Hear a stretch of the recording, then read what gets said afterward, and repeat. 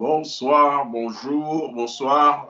Bienvenue à l'émission La Sagesse Pratique, votre émission qui vient tous les samedis à partir des 13 heures heure de Chicago et des 19 heures heure de Londres. Et à 19 heures maintenant, il est 20 heures à Lubumbashi, en République démocratique du Congo. Bienvenue à votre émission, encore une fois. Nous, comme d'habitude, je présente cette émission avec le pasteur Emmanuel Laozi, qui est aux États-Unis, à Iowa. Donc, nous sommes très contents de vous recevoir et de partager avec vous ce moment.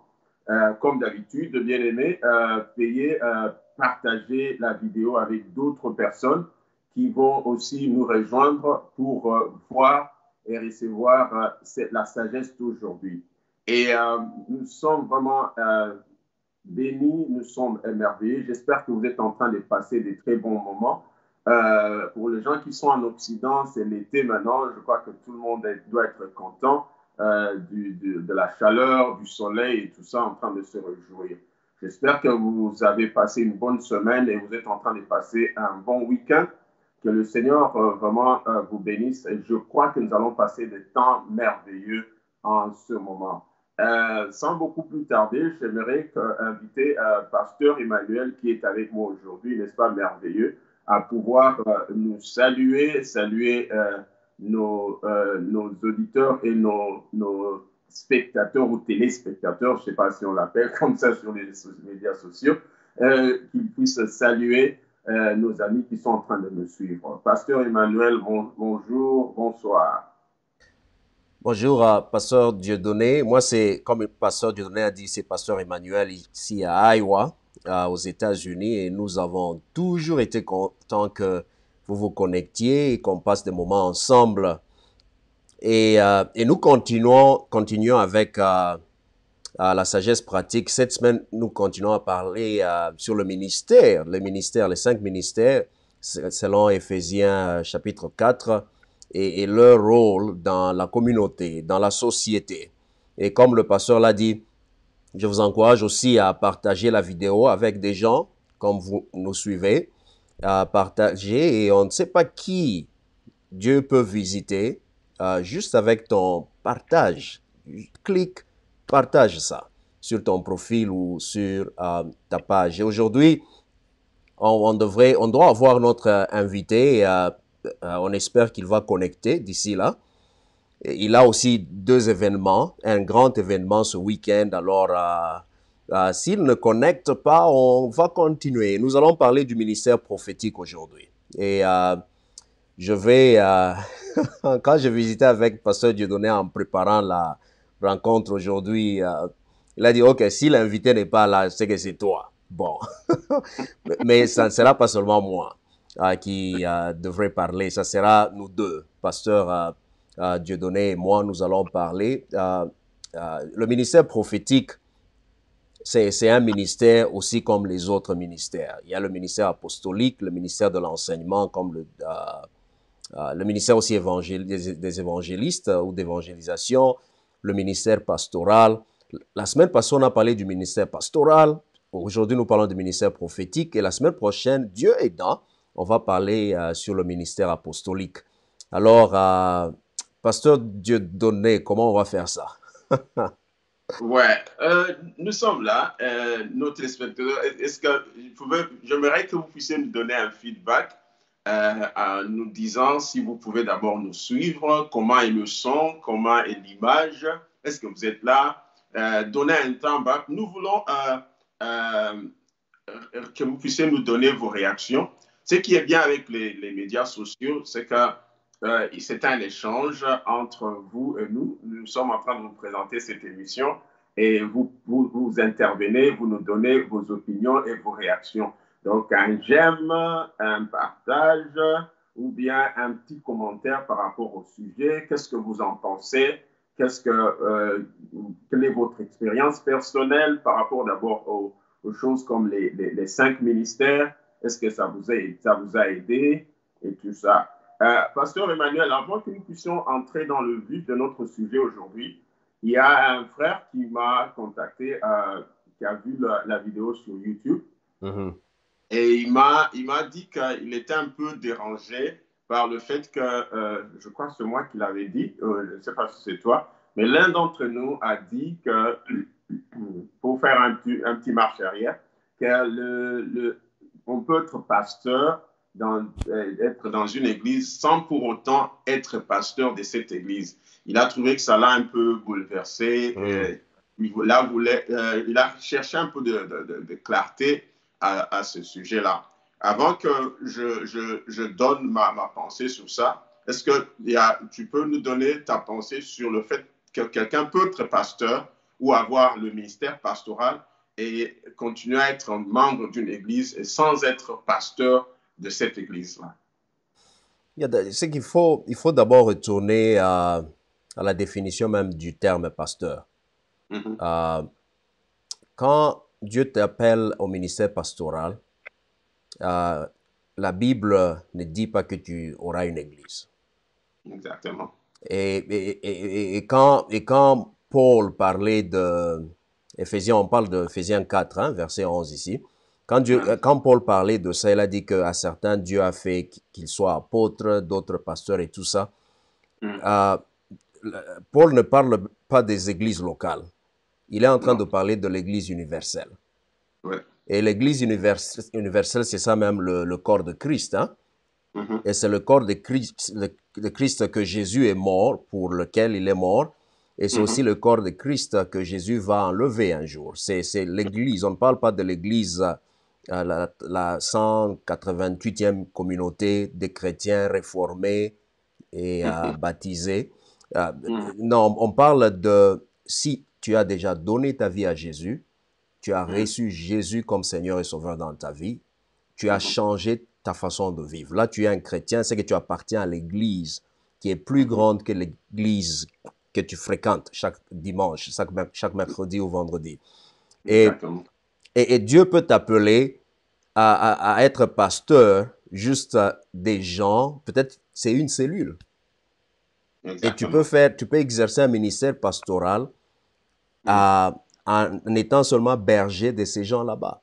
Le pasteur Mhm. qui a 20 000 membres, comme le pasteur Joel Austin, par exemple, qui a la plus Mhm. grande église ici en Amérique du Nord, euh, Mhm. il n'est pas différent d'un pasteur qui a 30 membres. J'ai deux Exact. églises ici aux États-Unis. Mhm. Une, j'ai à peu près 60 membres et Mhm. l'autre à peu près 400. Mhm. Et je suis toujours pasteur, même avec Oui. 30 membres. Vous Mhm. comprenez? Et quelqu'un peut avoir 20 personnes qu'il encadre ou qu'elle encadre Mhm. sans pour autant que cet encadrement-là devienne une église. Mhm. C'est-à-dire, Dieu t'a établi seulement pour encadrer les gens. Il y a d'autres qui encadrent d'autres personnes, tout en, et peut-être aujourd'hui sur Facebook, tu peux avoir un groupe de gens que tu encadres. Tu es pasteur de ces gens là-bas. Ouais. Tu pries pour eux. Et Pasteur Dieudonné avait mentionné, je crois, 3, 4 points. Tu pries pour ces gens, Mhm. tu les nourris, tu les Mhm. inspires, tu les encourages et tu es là pour eux. Et si tu Exactement. fais ces 4 ou 5 choses ici, c'est que Dieu t'a appelé au ministère pastoral. Exactement. Et la question est celle-ci. Est-ce que cela Mhm. veut dire que tu dois commencer une église? Et ça, c'est entre toi et Dieu. Vraiment. Mhm. Je ne sais pas, pasteur, est-ce que j'ai bien répondu? Il y a quelque chose à ajouter? Oui, bien sûr. Les points ont été. C'est en fait tout ça. On est en train de parler de ce qu'on a dit déjà le samedi passé.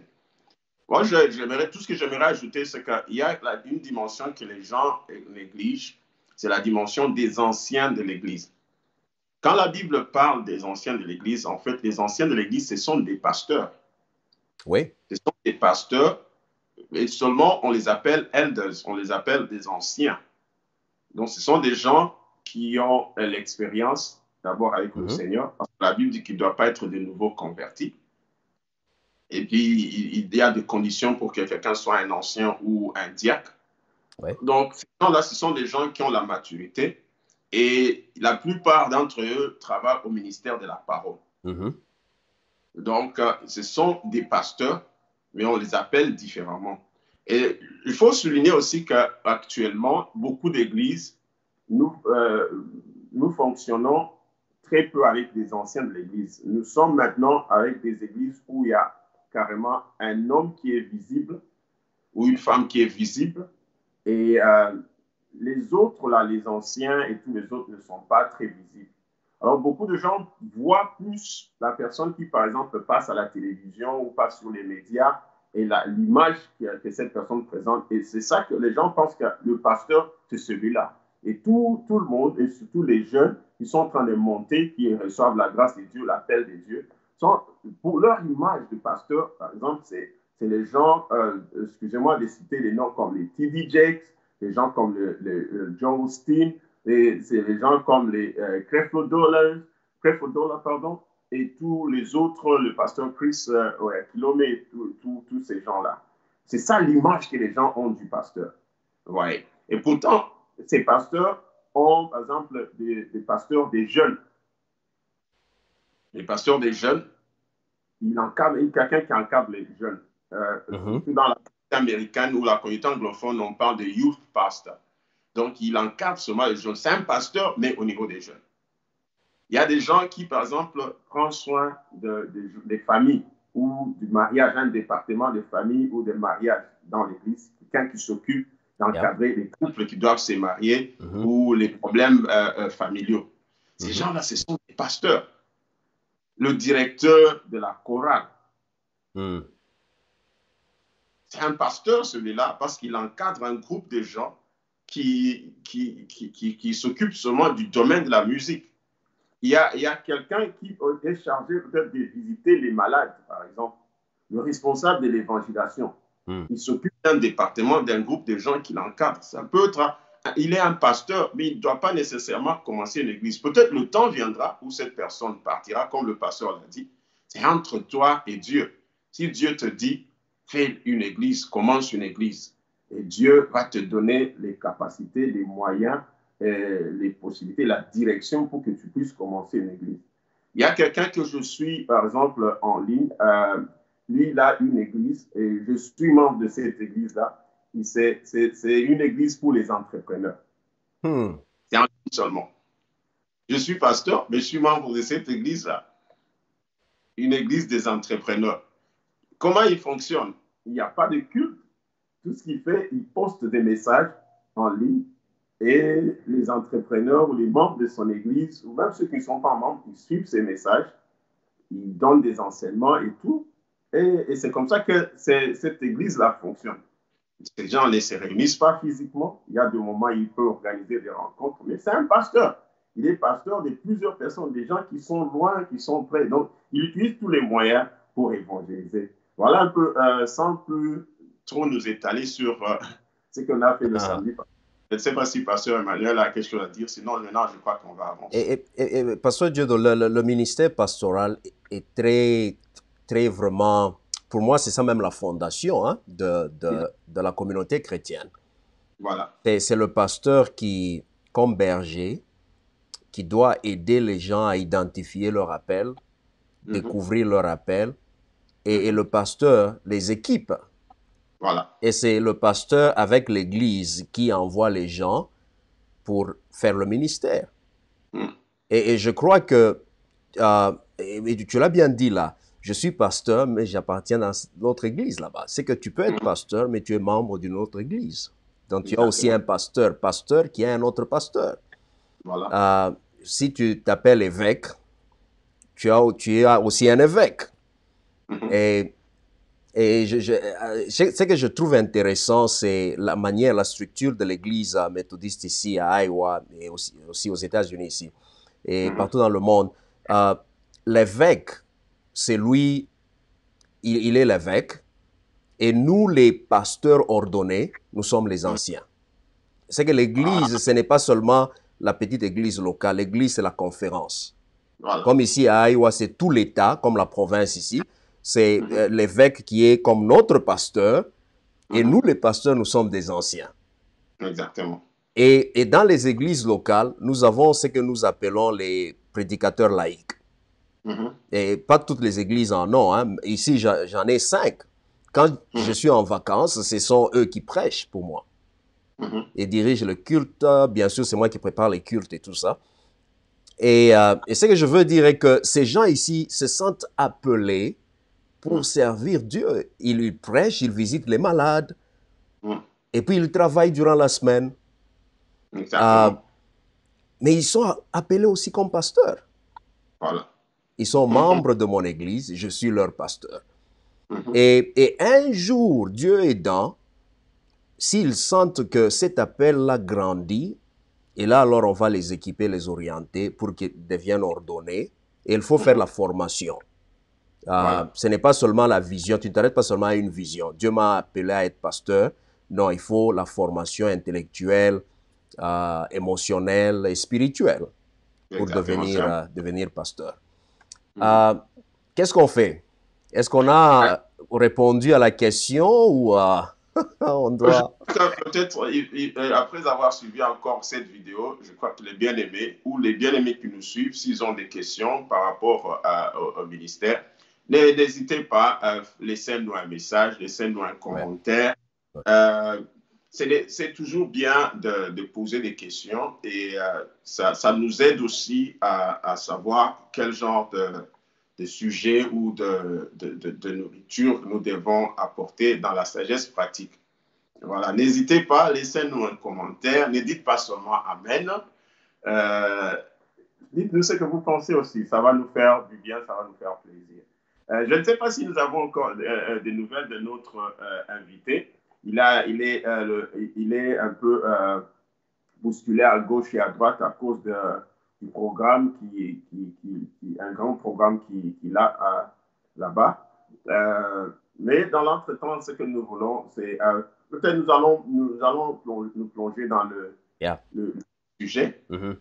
Le pasteur Emmanuel n'est pas seulement pasteur, il est aussi prophète. Donc, nous allons nous plonger dans ce sujet. Nous opérons tous dans la grâce prophétique. Yes. Donc, Yeah. nous allons partager sur le prophète. Alors, la première question qui vient, c'est qu'est-ce qu'un prophète? Qu'est-ce Mm. qui distingue, par exemple, un prophète d'un pasteur? Qu'est-ce qui distingue un prophète de quelqu'un qui a un don de prophétie seulement? Est-ce qu'il y a une différence? Est-ce que tout le monde est prophète? En posant cette question, la réalité, c'est qu'aujourd'hui, surtout en Afrique particulièrement, c'est ce que moi j'ai constaté. Il y a beaucoup de gens qui partent par le titre de prophète, n'est-ce pas? Il y a beaucoup de prophètes. Il y a tout le monde, la plupart des gens, on s'appelle prophète tel, prophète tel. Et dans le temps, c'était pas aussi la page, c'était pas aussi populaire que ça. Pasteur Emmanuel, essayez un peu de voir ensemble qu'est-ce qu'un prophète, qu'est-ce qui le distingue d'un pasteur, qu'est-ce qui le distingue des autres qui ont les dons de prophétie. Paul dit dans 1 Corinthiens 12 et 1 Corinthiens 14, il parle des gens qui ont le don de prophétie. Il dit les gens qui parlent l'esprit, ils peuvent opérer dans le don de prophète ou de prophétie, pardon. Donc, quelle est la différence entre le don prophétique et le ministère prophétique? Je crois on peut commencer avec ça. Et vous savez, les dons prophétiques, les différents dons, vous les trouvez dans 1 Corinthiens 12, hein, comme Pasteur Dieudonné l'a dit. Et Mhm. le ministère prophétique, Paul fait mention, parce que Paul qui a écrit Corinthiens, et c'est lui aussi qui a écrit Éphésiens. Hein. Mhm. Et dans Éphésiens 4, 11, là on parle de ministère, comme les Mhm. bureaux. Et, et un don, d'abord, la Bible dit que Dieu ne se répand pas de ses dons. Donc Mhm. même quand tu pêches et toutes ces histoires, les dons sont toujours là. Vous trouvez quelqu'un qui est en train de faire des aventures, il vit dans l'iniquité, ou elle vit dans le péché, dans l'adultère et toutes ces histoires, mais toujours en Mhm. train d'exercer leurs dons. Mhm. Et, et ça, c'est peut-être une discussion qu'on va faire plus tard. Euh, Mais comment est-ce que les gens continuent à guérir quand un leader est en train d'abuser? Vous voyez, un peu de vivre dans une mauvaise vie et tout ça. Euh, c'est que le don, c'est, pour moi, d'abord, c'est ce qu'on reçoit quand on reçoit le Saint-Esprit. Quand le Saint-Esprit vient en toi, il te donne les dons. Euh, et aussi, mais le ministère, c'est plus grand que le don. Le don, pour moi, c'est le support. C'est comme une ressource hein, pour supporter ce que tu es en train de faire. Mais le ministère, pour moi, je vois ça comme la vie. C'est ça ta vie. C'est ce que tu es. Le don, ce sont les accessoires que Dieu te donne comme des instruments de travail. En d'autres termes, un apôtre peut avoir des dons prophétiques, un don prophétique, et peut aussi exercer un ministère prophétique.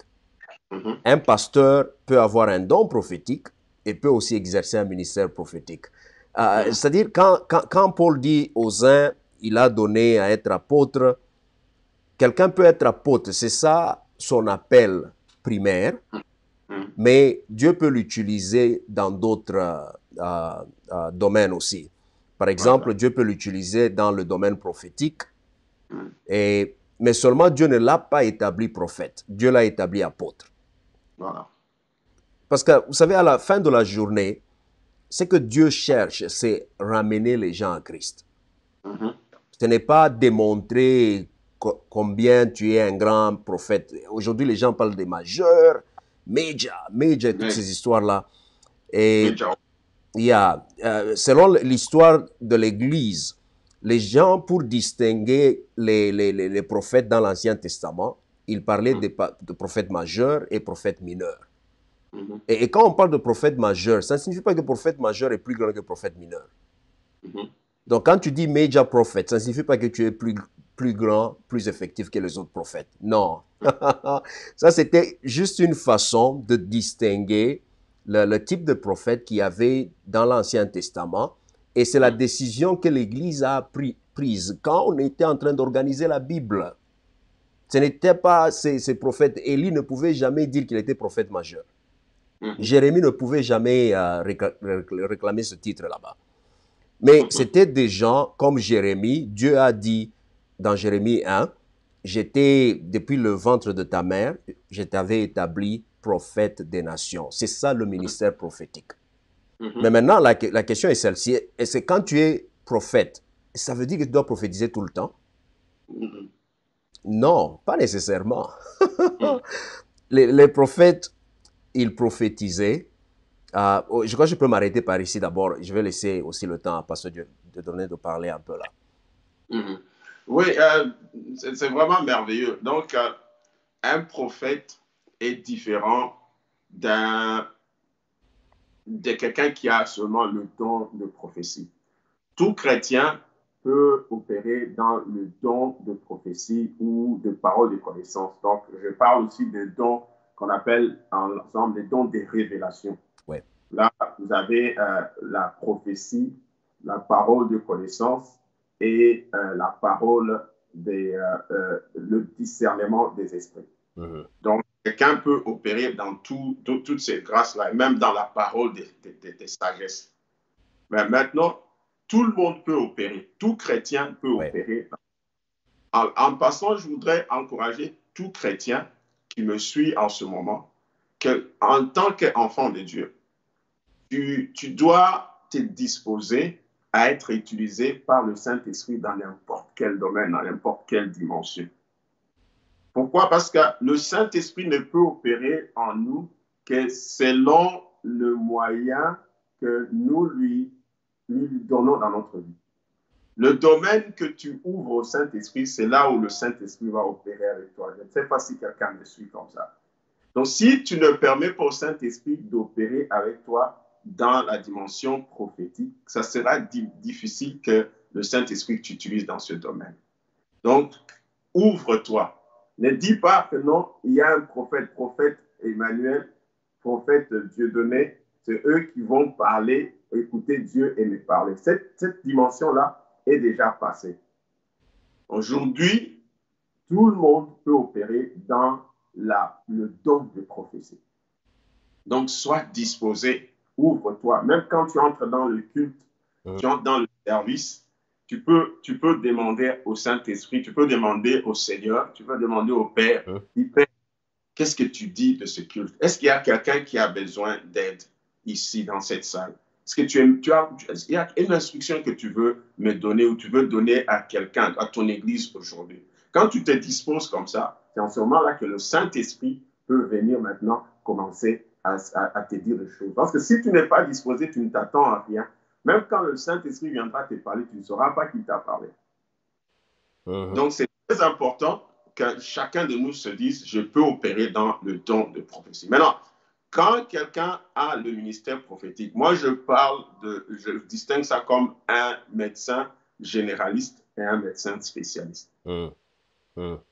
Quelqu'un qui a le don, le ministère prophétique, d'abord, il opère dans le ministère prophétique, dans le don de prophétie, très souvent, régulièrement. Pas à toute occasion, mais très souvent. Le Seigneur l'utilise dans ce sens-là pour donner des instructions régulièrement, des directives régulièrement à son peuple.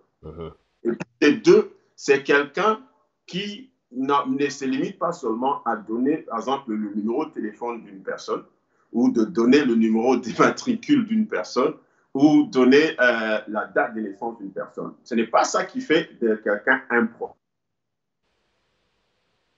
C'est quelqu'un qui donne des instructions, surtout d'abord en donnant des révélations profondes dans la parole de Dieu. La dimension prophétique vient d'une connaissance, une révélation profonde dans la parole de Dieu et qui est accompagnée par des instructions ponctuelles sur certaines personnes, sur le pays. D'autres personnes ont une particularité de parler sur le pays, d'autres une dimension de parler sur l'église locale, d'autres ont une grâce de parler sur les continents, sur les nations. Il y a des gens qui sont établis comme Jérémie, Dieu l'a établi comme le prophète des nations. Donc, il est en train de donner des instructions à des grandes dimensions. Mais cela ne fait pas de lui un plus grand ou un plus petit prophète aux autres. Le major, comme le pasteur le major et les minors, les mineurs et les majeurs, ça a été donné, comme le pasteur l'a dit, pour distinguer le travail ou la durée du temps de prophétie ou le champ d'action de chaque prophète. Juste les distinguer là. Par exemple, on peut dire que Agé, c'est un mineur. On peut dire que non, Ézéchiel, c'est un majeur, suivant le temps et la durée de la portée de leur ministère et de leur champ d'action. Il y a d'autres prophètes qui ont prophétisé plus grand, mais on a écrit seulement 3 chapitres dans la Bible. Ils n'ont que 3 chapitres. Ça ne veut pas dire que ce sont des petits prophètes. Ce sont des très grands prophètes. Élie n'a pas de livre à lui. Est-ce que c'est un mineur ou c'est un majeur? Il n'y a pas un livre particulier pour Élisée. Non. Donc, voilà un peu ma compréhension de ministère prophétique.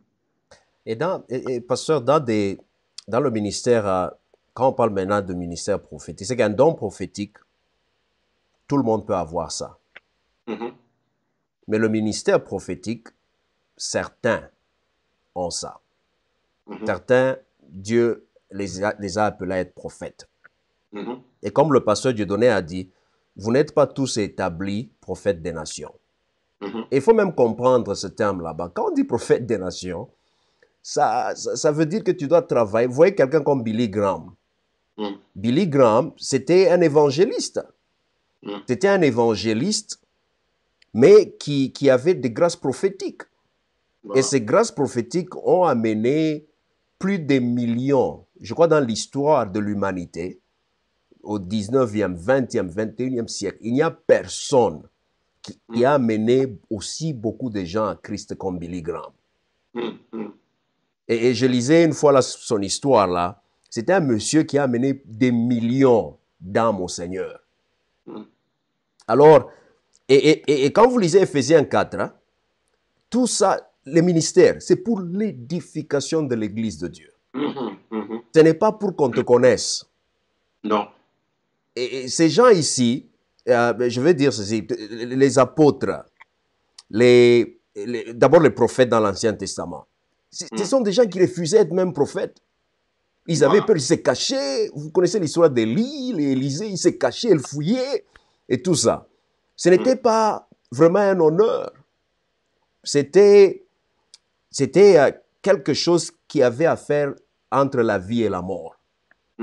Et quand quelqu'un dit « je suis prophète », c'est qu'il prend tous les risques et toutes les responsabilités. Il ne cherchait pas à s'enrichir, bien que Dieu les élevait, hein, les établissait et tout ça.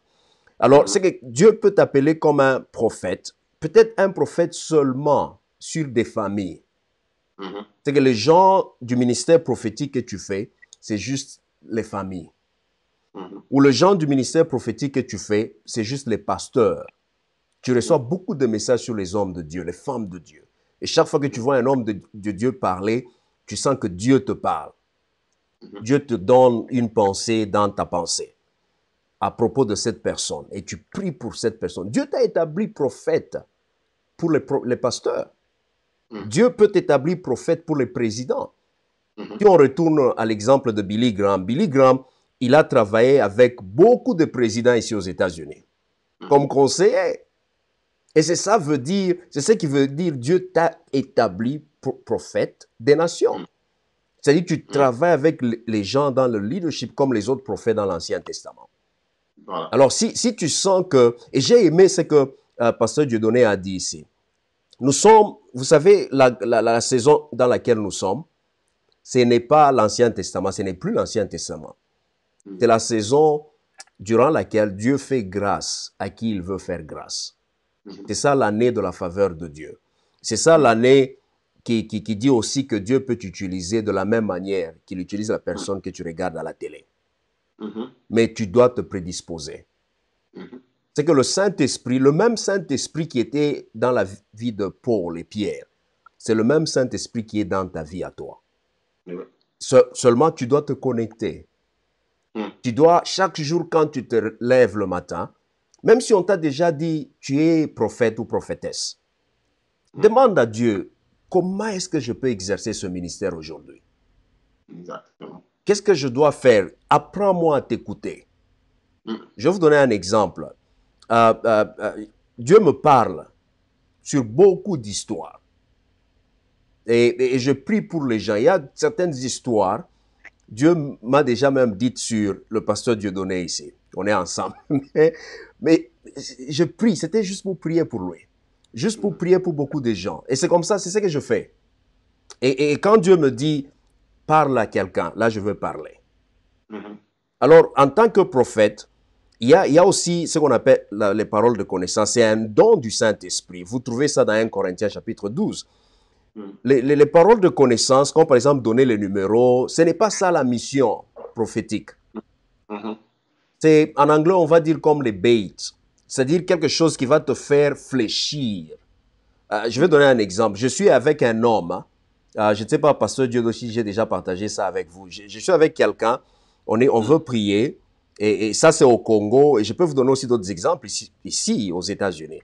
Un exemple au Congo qui m'avait vraiment, même moi, fait fléchir, c'était quelqu'un qui vient, sa femme qui a des problèmes de santé.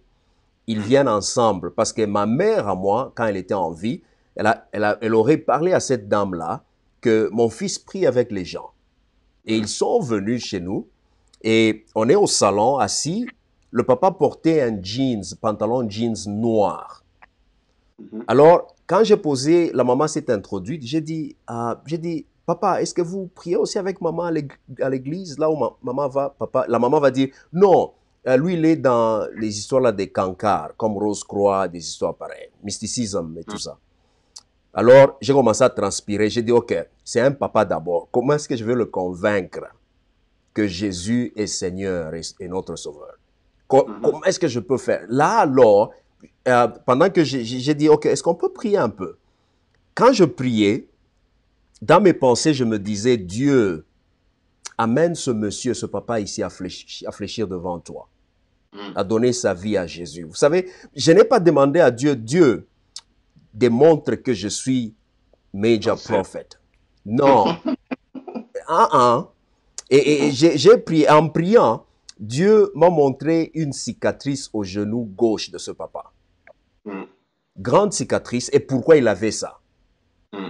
Et quand j'ai dit Amen, au lieu de parler à la maman qui était venue pour la prière, pour elle, je me suis tourné vers le papa. J'ai dit, papa, vous avez eu un accident il y a à peu près une année. Et sur votre genou gauche, il y a une grande cicatrice à partir de cet accident là-bas. Le papa, il a commencé à trembler. La maman a dit, oui. Et ensuite, Dieu a commencé à me dire d'autres choses et j'ai partagé avec ce papa-là. Et quand j'ai dit prions, le papa s'est mis à genoux. Il a prié. Vous comprenez, pour moi, ce n'est pas pour qu'on sache que je suis prophète ou que, Mm. non, non, non, c'est pour que les gens sachent que Jésus est Seigneur et Sauveur. Mhm. Alors, et ça s'applique aussi aux autres ministères, surtout les ministères de spectacle, hein, comme les miracles, les dons des miracles, prophéties et tout ça. Et la plupart des gens sont attirés vers ces histoires là-bas des spectacles. Mais ce ministère aussi demande beaucoup de responsabilités. Beaucoup de responsabilité. Et aujourd'hui, beaucoup de familles sont en train de souffrir. Les gens ont même quitté l'Église à cause des fausses prophéties. Parce que tout le monde veut être prophète. Beaucoup de gens veulent être prophètes. Disent, OK, je veux aussi prophétiser.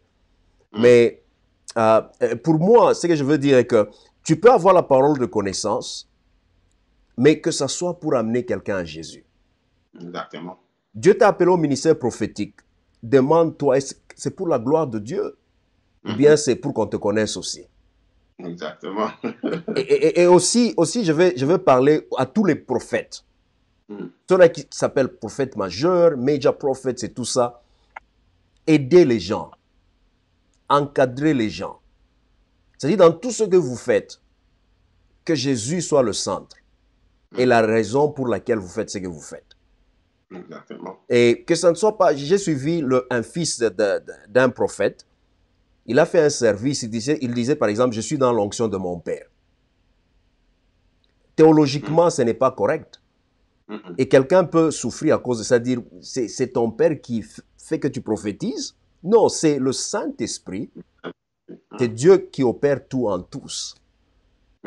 Pasteur, parlez un peu là. Oui, très bien dit.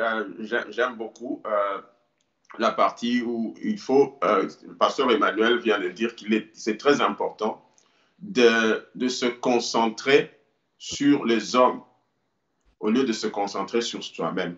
Right. Parce que nous tous, nous sommes passés par ces erreurs-là où nous avons voulu que ça soit question de nous.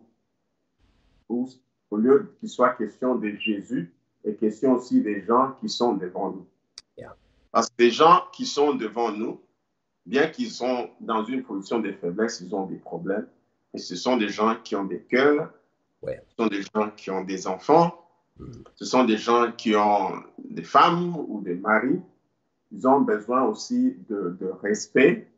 Ils ont besoin aussi de, comment on dit, privacy encore, d'une vie privée aussi. Privé, oui. Donc, c'est très important de penser à ces gens-là en ce terme. Donc, je sais que beaucoup de gens utilisent leur ministère, que ce soit même le ministère pastoral ou les enseignements ou le ministère prophétique pour leur propre publicité. Vous comprenez? Dieu ne nous a pas donné les dons pour que ça fasse notre publicité. Plusieurs fois, tu vas voir que Jésus a guéri des gens et il leur a dit, OK, tais-toi, ne dis rien, va. Ne dis rien, ne parle à personne. Ne parle pas. Yeah. Pourquoi? Parce qu'il n'a pas voulu utiliser ça pour sa propre prophétie. Il pouvait faire quelque chose et disparaître. Donc, c'est très important que nous puissions avoir cela à cœur. Et aussi, j'aimerais encourager les gens qui reçoivent des messages.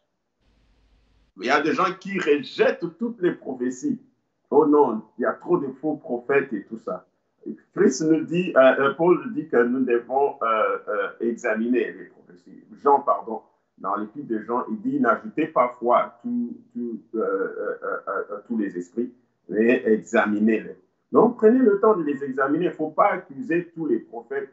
Bon, parfois, beaucoup de gens pensent que quand quelque chose est tellement extraordinaire, tellement spectaculaire, ça ne doit venir que du diable. Non.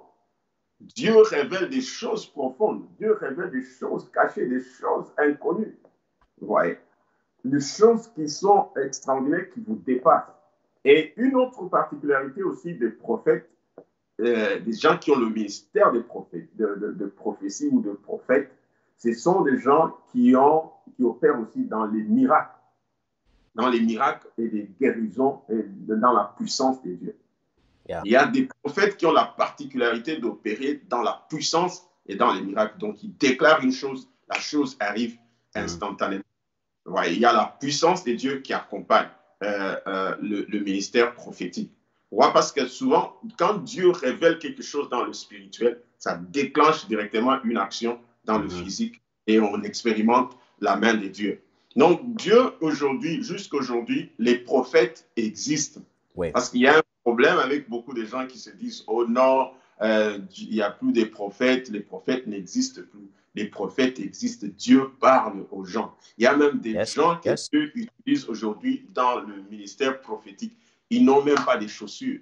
Des gens qui n'ont pas de chaussures, vous ne connaissez pas, ils ne sont même pas à la télévision. Dieu est en train de leur révéler, de leur donner des grandes instructions. Et une autre dimension aussi du prophète, c'est la dimension de l'intercession.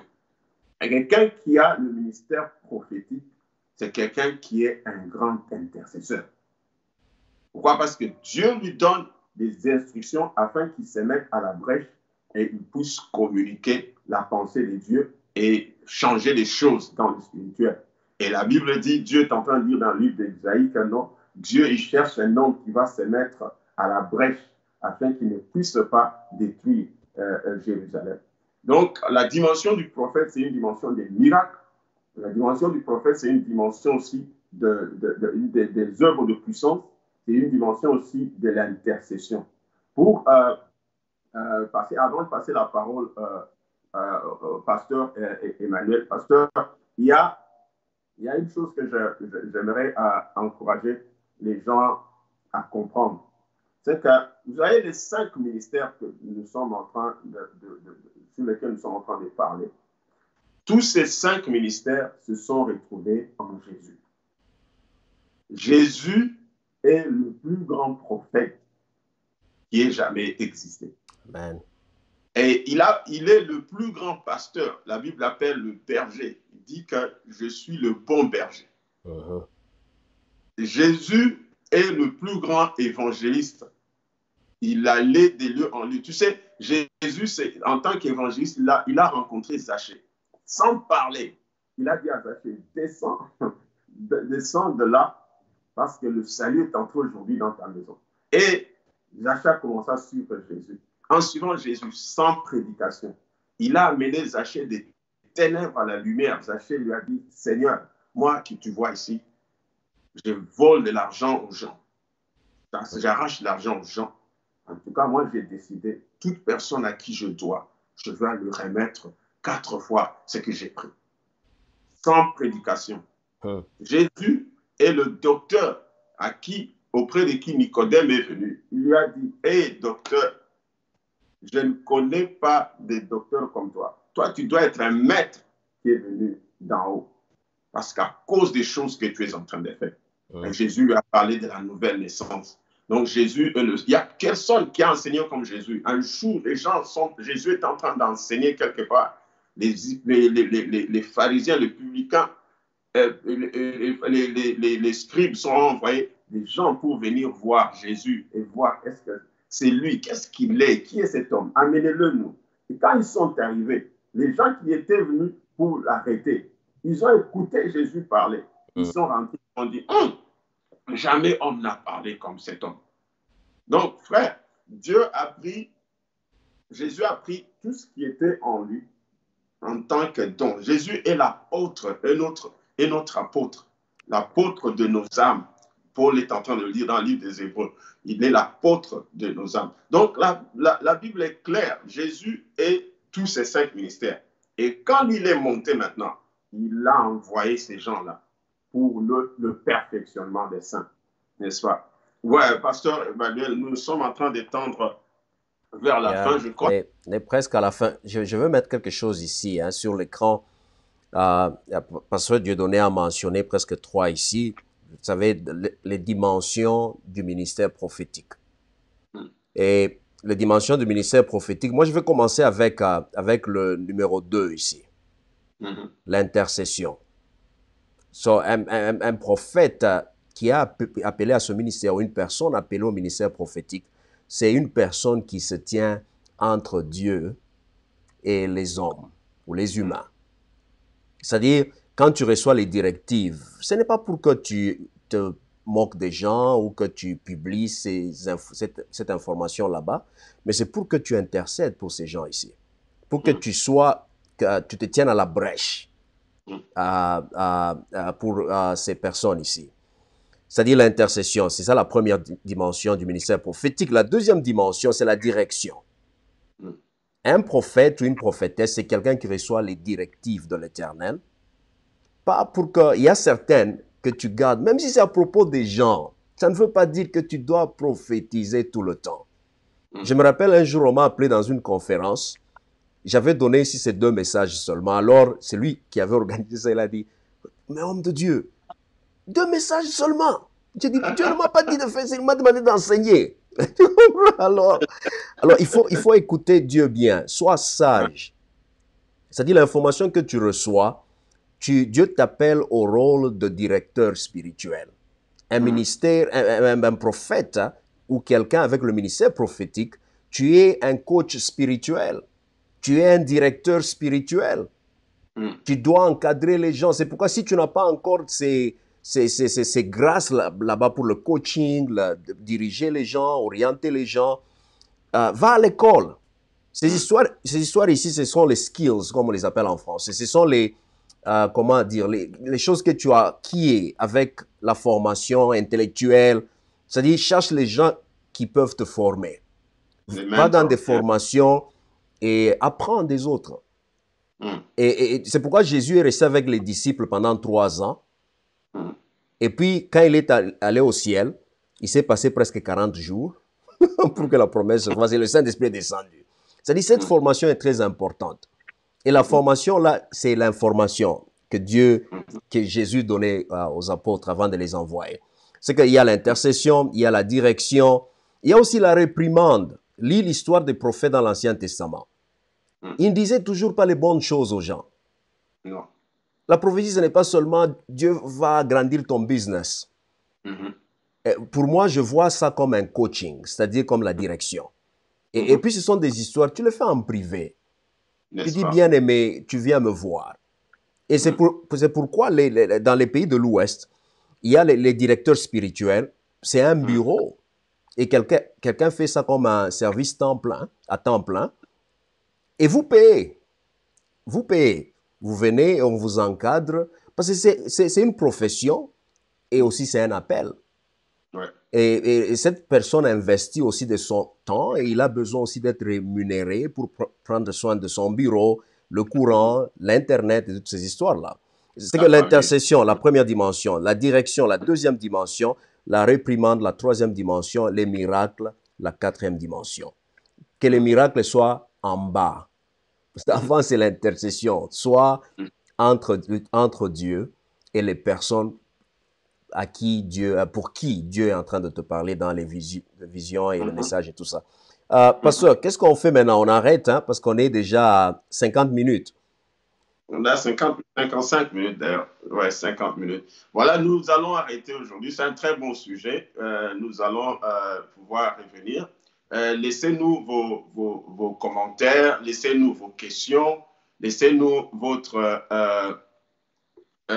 pensée, ce que vous voulez, vous comprenez par ça, votre expérience, par exemple, dans le domaine ou dans le ministère prophétique ou avec votre don de prophétie. Partagez-nous ces choses-là. Oui. Ça va aider quelqu'un, ça va aider une autre personne. Nous sommes là en train de partager dans la sagesse pratique avec moi-même et le pasteur Emmanuel qui est avec moi. Très content vraiment ce que le Seigneur est en train de faire dans les vies des gens qui sont en train de nous suivre. Je vois que le pasteur Emmanuel va nous donner le dernier mot et faire la prière pour clôturer maintenant. Ok, en tout cas, on s'excuse, hein, l'invité n'a pas été en mesure de connecter aujourd'hui et il va revenir prochainement encore. Et, mais la semaine prochaine, on va parler de ministère prophétique et on sera ici. Ça sera peut-être nous deux avec Pasteur Dieudo ou peut-être moi. Et on va on va vous informer sur ça. Et merci pour tous ceux-là qui se sont connectés, les gens qui ont placé qui ont partagé leurs commentaires. Et la conversation vient de commencer. On veut apprendre de vous, parler à nous, faites des commentaires sur cette vidéo, partagez la vidéo avec les gens au travers de cette semaine ou la semaine qui commence aussi, et posez des questions. Si vous avez une petite confusion, envoyez-nous des messages. Et on va répondre à vos questions sur, comment dire, en ligne et ici sur Facebook. Et les vidéos, on les met aussi sur YouTube. Si vous avez besoin de ça, faites-nous signe. On va vous envoyer ça à partir de WhatsApp et tout ça. En tout cas, merci pour votre temps. On va prier un peu. Prions. Dieu, merci pour le temps que nous avons passé ensemble et tous les gens qui se sont connectés. Et ceux-là qui regardent cette vidéo maintenant en tant qu'une vidéo enregistrée, nous demandons ta grâce, nous demandons ta paix. Et aujourd'hui, on a parlé du ministère prophétique. Dieu, aide-nous à connecter à toi et à connecter au Saint-Esprit. Apprends-nous à t'écouter et apprends-nous aussi à être sages dans la manière dont nous te servons en tant qu'apôtre, en tant que docteur, en tant qu'enseignant, pasteur, évangéliste et prophète. Et nous demandons tout ceci au nom de notre précieux Sauveur Jésus-Christ. Et tous nous disons Amen. Amen. Merci beaucoup et bon week-end. Au revoir.